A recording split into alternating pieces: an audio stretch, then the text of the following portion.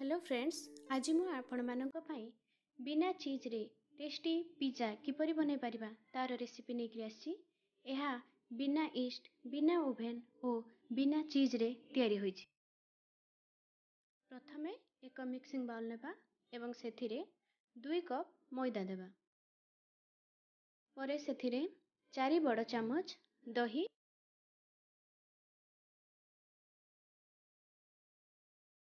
वर्तमान स्वाद अनुଯାयी लूण पकेबा।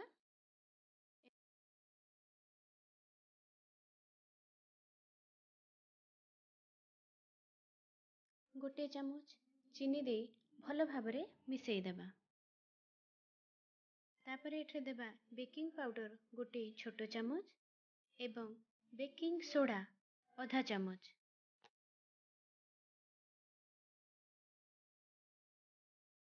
तापरे देबा 2 चामच तेल एवं अल्प पानी दे भल भाबरे नरम करी चकटी देबा एवं एहाको घोड़े 1 घंटा पाई छाड़ी देबा।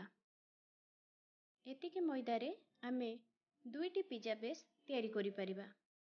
सेति पय एहाको आमे 2 समान भाग करि देबा। तबे चलंतु देखिबा व्हाइट सॉस किपरि बनेबा।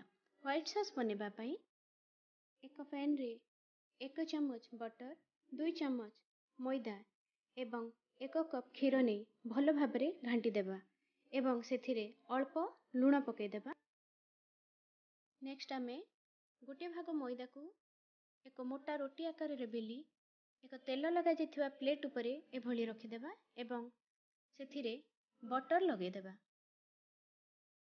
भल भाबरे चारिआडे बटर को लगे देबा एवं भल कि बटर लगे सारला परे एक कंटा चामच साहाय्य एपरी कणा कणा करि देबा एवं ता उपरे आमे देबा रेड सॉस जहा कि शेजवान सॉस आउ टमाटो सॉस को मिसेकिरी सेथिरे चिली फ्लेक्स एवं किछि गोलमरिच गुंड पकैकिरी तयारी करा हिछि। ता उपरे देबा मैदारु तयारी करा जाइथिबा व्हाइट सॉस को।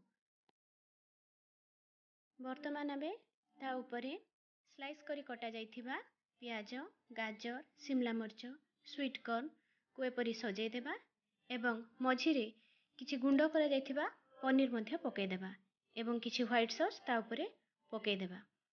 वर्तमान नेक्स्ट प्रोसेस रे गोटे कढ़ाई को प्रीहीट करी 10 मिनिट रखि देइथिबा एवं सेथिरे आमे तयारी करा जाइथिबा पिज्जा को रखी मीडियम टू लो फ्लेम रे आधा घंटा पर्यंत बेक हवा पई छाड़ी देबा।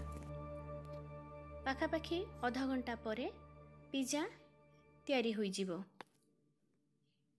देखिले तो केते अल्प समय मध्यरे एवं अल्प सामान रे आमे कि भली घरे सुंदर पिज्जा तयारी करि परिबा।